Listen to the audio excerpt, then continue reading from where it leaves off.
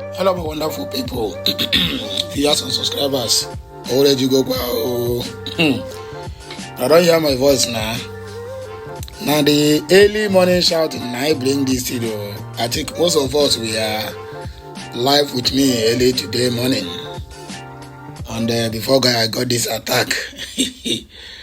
Well, that is part of the game. And it is a part of what we are seeing at the media level. But we cannot give up hope. We keep on pushing and pushing. My people, make us see what things happen for Enugu State. Suspected herdsmen kidnapped 3 Nigerian soldiers in Enugu. If you hear this headline, I beg, make you laugh. These are the people who go ahead killing our own brothers and sisters, even while they are asleep. Burning their houses in numbers. Massacring them in numbers while kidnappers are busy running wide on our expresses and in different villages. 2014, Nnamdi Kanu said that these people will be busy looking for Biafrans to kill and the bandits will be busy looking for their head. Haven't it been happening today? He said the North will be busy looking for us or Biafrans to buy or to arrest, while foreigners will be busy taking over their land. Now they have been granting amnesty to Boko Haram, ISWAP, and also including terrorists. Paying them all manner of billions and millions of naira. While Nnamdi Kanu, who committed no offense, has been held in custody for over 4 years. Nnamdi Kanu is a prophet. If you doubt Nnamdi Kanu, you doubt that at your own risk. ZUU don't know what is hitting them. Before they realize it will be too late for them. Because the blood of the innocent Biafrans that I keep crying every day. And for holding Mazi Nnamdi Kanu down. My brother, if you hold a prophet of God, be ready to welcome the consequences. And the consequences at the side of the ZUU is what they are seeing today. Let us go straight to the reason why we are here. Here are other headlines. Until the price of fuel is affordable for Nigerians, there's nothing to rejoice about the resumption of refineries. Kenneth Okonkwo laments. Scores of residents and vigilantes reportedly killed as military airstrike mistakenly hit Zamfara community. This one is how many times? This one is about 4th or 5th times under this regime of Bola Ahmed Tinubu. It's like Bola Ahmed Tinubu signed an agreement with the whoever that is controlling him in that government office to reduce the population of Nigerians. Last year, if you could remember, or maybe 2023, if my memory can sound me right, when he took over government earlier. 2 drones blasted innocent Christians in southern Kaduna. 2 drones. The people were killed in numbers. The other day, it happened at that same Kaduna again. When they tell you they are targeting people, or rather they are targeting Boko Harams, and they call it secondary explosion. It happened in Sokoto. Now it happened in Zamfara. These people never tell the so-called Nigerians they are ruling their agenda for them. Because under Bola Ahmed Tinubu, the population of Nigerians that are being killed, both in the southeast, northeast, northwest, and north central, and the southwest, is far more than what Buhari killed during his 8 years regime. If I lie, go and verify. Now military have come out to deny this one that nobody killed. But we know, when Nigerian government come out and tell you no, my brother, in that no, just overturn it, at the back is yes. Osito Okechukwu accuses a presidential economic team of sabotaging Tinubu's government. The same Osito Okechukwu who come the other day and tell us that Tinubu is doing well, that reform is bringing Or I never see anything. The agenda of Tinubu must only be completed that before he finishes his 8 years, 250 million Nigerians will be reduced to only 150 million. 100 million will be gone. Both in hunger, insecurity, and the one that the military and police are killing. And I never see anything. Leave that young man called Martin Nnamdi Kanu alone. He said no. The next one, you will find out that Tinubu will fly up. That in his plane will never come down again. He don't want to crash, it will never crash. But it will never come down. That's what JJU say. Say Tinubu is qualified to be Lagos governor. Tinubu is a minister. So now Tinubu will be at the center. Then his first son will be at the state level. Then the first daughter will now become the deputy governor of Lagos State, which is family affairs. I am very happy this thing is happening. Because North have dealt with the so-called Nigerians and the Southeast. Now it is their turn to cry. They have been crying. Even on not only 6 months, Tinubu is in office. I never see anything. Tinubu will complete his 8 years. In fact, after he finish, let him hand over the baton to Seyi Tinubu. Arrest my case. I beg you like, share, comment, and make sure you subscribe for more interesting videos coming your way. 3 soldiers were reportedly abducted in a recent assault in Anambra State by some gunmen. Anambra Enugu, who is writing this himself? Were recently assaulted in Enugu State by some unknown gunmen suspected to be herdsmen.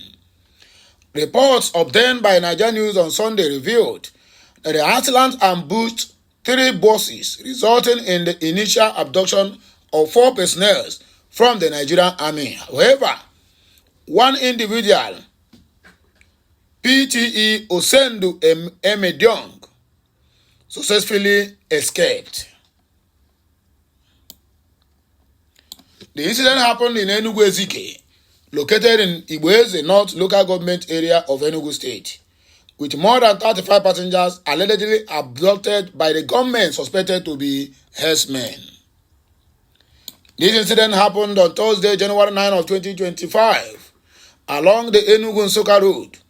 It was reported that the PTE Uzakale Paul, Jeremy Imebiong Thomas, and PTE Victor Itiat Godwin were taken along with the other passengers.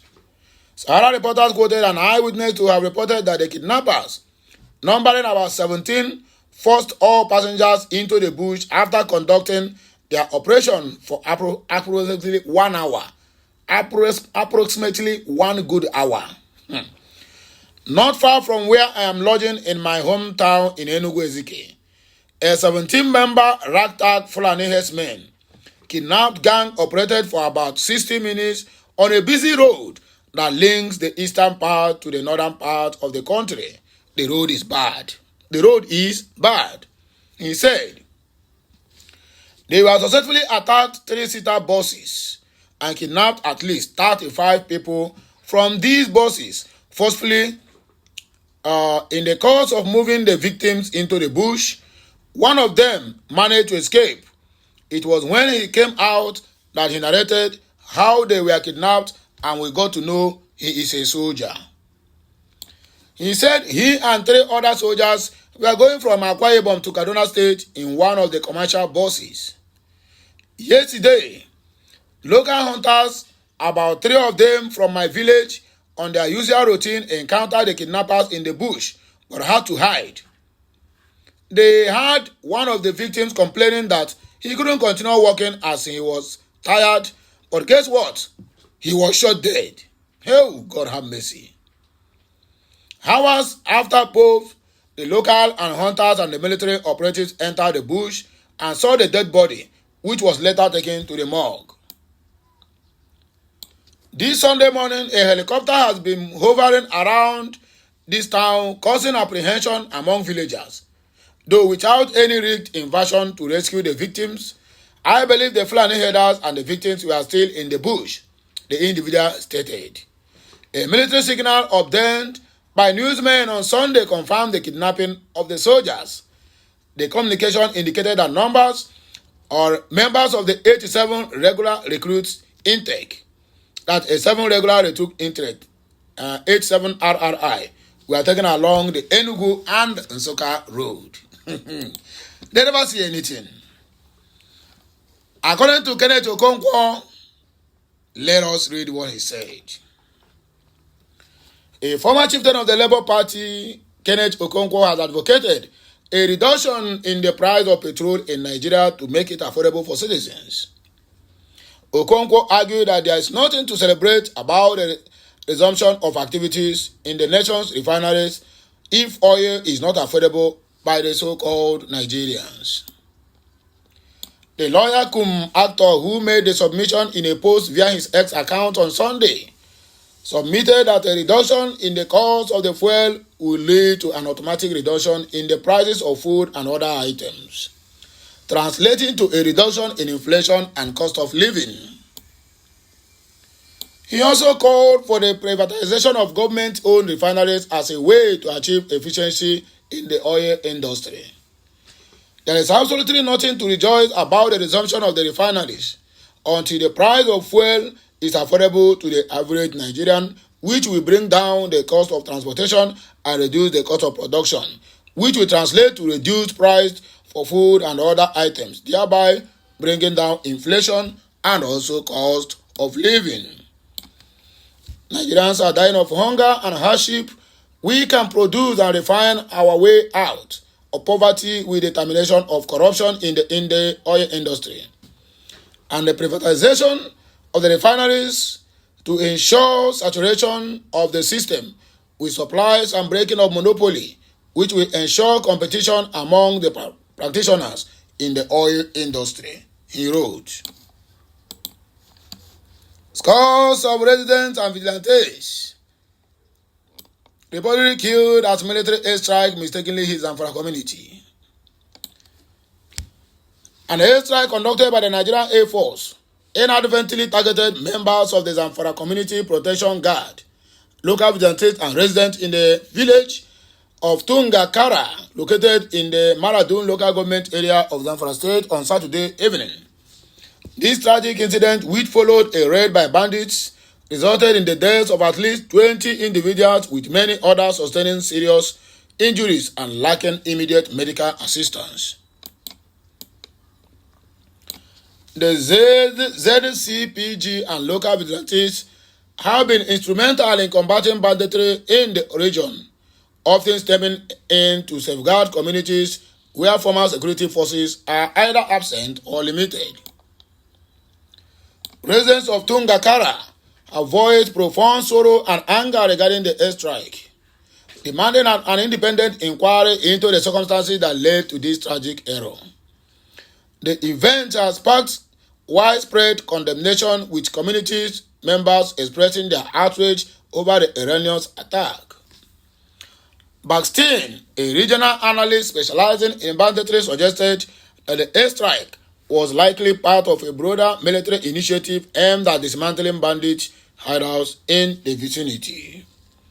Unfortunately, the vigilantes have organized to protect the community in the aftermath of the bandit raid. We are unintentionally caught in the crossfire of the strike. 16 bodies have been recovered so far, but the total number of casualties may rise as recovery efforts continue, Baxtin said on his X page. The tragic has claimed the lives of those who were actively working to protect their community. Amnesty International has condemned the attack, urging the Nigerian authorities to immediately and impartially investigate the airstrike. The Nigerian authorities must immediately and impartially investigate the Saturday evening airstrike that killed at least 20 people at Tungakara village of Maradun local government area, Zamfara State. Dozens of people injured are currently in critical condition without access to medical care. The Nigerian authorities' consistent failure to hold the military to account is encouraging impunity and increasingly endangering the lives of the civilians the military is supposed to be protecting, Amnesty International wrote on their X. It is worth noting that this incident is an isolated occurrence for Nigerian Air Force, which has previously conducted erroneous bombings in various communities. Let us name them one after the other. Notable instances have been recorded in Borno, Kaduna, and mostly recently in Sokoto State. That's 4 states. Nigerian news record that on Christmas Day in 2024, Airstrike targeted 2 communities within the Silame local government area of Sokoto State, resulting in the deaths of at least 10 innocent individuals. SBM Intelligence, a consulting firm, has documented that between January 2017 and September of 2024, the Nigerian Air Force executed 17 accidental airstrikes, leading to approximately 500 fatalities. Attempts to reach military officials for a comment regarding this incident were unsuccessful at the time of this report, and the Nigerian military has not yet issued an official statement. Okechukwu accuses presidential economic team of sabotaging Tinubu's government. A chieftain of the All-Party Congress APC OCTAC, Okechukwu, has called on presidential economic team to be fair to Nigerians amid hardship affecting citizens. These are the cabals. Okechukwu decried that some members of the presidential economic team could not give full details of revenues the country was getting from the removed fuel subsidy. Nigeria News reported on Friday that the Minister of Finance and Coordinating of the Economy, Wale Edun, along with the Minister of Budget and National Planning, Atiku Bagudu, demanded a closed-door session when grilled about revenue from removed fuel subsidy during the National Assembly Joint Committee on Budget and Financing meeting. In an open letter on Sunday, the former Director General of the Voice of Nigeria (VON) accused the economic team of derailing the economic policies of Bola Ahmed Tinubu. May I humbly appeal via this open letter and earnestly urge the presidential economic team to patriotically consider the gruesome economic hardship in the land, so as to stop derailing President Tinubu's renewed hope agenda, meant to uplift millions out of poverty. I'm making this humble appeal because I'm not the only foundation member of APC who wants our great party to succeed. I'll bet many do not want our great party to go into the 2027 general election limping in the midst of widespread discontent, despondency, and despair. Secondly, one sincerely thinks that Bola Ahmed Tinubu means well and wants to successfully consolidate the neoliberal capitalist system by taking bold decisions to bolster economic resurgimento in Nigeria via his renewed hope agenda. Luckily for us Nigerians, President Bola Ahmed Tinubu has harvested the fine tenets of classical non-alignment doctrine, consequent upon his cordial diplomatic relationship with the West and the East. Hence, Mr. President, in spite of economic hardship and growth inequality, has mobilized all the necessary international powers to utilize our demographic huge advantage in an urgent war to consolidate the change our great party APC pledged in July 2013, he said. Seyi Tinubu is qualified to become Lagos Governor, Tinubu's minister. The Minister for Youth Development, Ayodele Olawande, has described Seyi Tinubu, the son of President Bola Ahmed Tinubu, as qualified to contest for the Lagos State governorship position. Nigeria News report that Olawande made this assertion during his appearance on the mic on podcast amid growing speculation about Tinubu's potential gubernatorial ambition in 2027. Olawande addressed the rumor directly, emphasizing Seyi's readiness for the leadership. He is not too young to become a governor, the minister said, adding that Seyi has the qualification and training necessary to excel in public office. He is a well-trained young man who had built a lot of young people even before his father became president, Olawande noted. He further highlighted Tinubu's commitment to leadership and his willingness to contribute to Nigeria's development. Speculation about Seyi Tinubu's possible bid for the Lagos governorship began in 2024, after endorsement by groups such as the Coalition of Nigerian Youth Leaders. Despite these endorsements, Tinubu has remained silent on the matter, refraining from confirming or denying any political ambition. That means he have equally discussed it with him, Papa. The Youth Development Minister was quick to clarify that the younger Tinubu is not the one orchestrating the campaigns. Say he is not the one engineering the campaign to become the next governor of Lagos State. Olawande said, associating him from the ongoing advocacy by vigorous groups. So my wonderful people, now here we go take back break you and I go hear us again when we come back. So like, share, comment and make sure you keep subscribing for more interesting videos coming your way. This might be the last video of today because of my voice. We try again tomorrow. So have a nice day and may this week be better for each and every one of us. Until I come your way again, my name is Amandia Neze. I'll be right back. Kemis Ano.